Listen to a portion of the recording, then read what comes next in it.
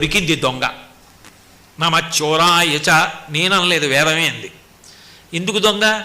నాకు తెలియకుండా చేస్తే దొంగ, నాకు తెలిసి చేస్తే దొంగ ఎందుకు అవుతారు?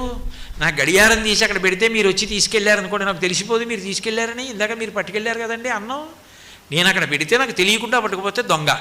నాకు తెలియకుండా నా చేత ఊపిరి తీస్తున్నావా? నాకు తెలియకుండా నేను తిన్నది జీర్ణం చేస్తున్నావా? నాకు తెలియకుండా నాకు జీర్ణం చేసి నా శక్తిని పంచిపెడుతున్నావా? నాకింత జ్ఞాపకం ఉండేట్టు చేస్తున్నావా? నా వాక్కులుగా మారావా? నాకింత కీర్తినిచ్చావా? చేసేదంతా నువ్వా? పైకి పేరు ప్రఖ్యాతి నాకా?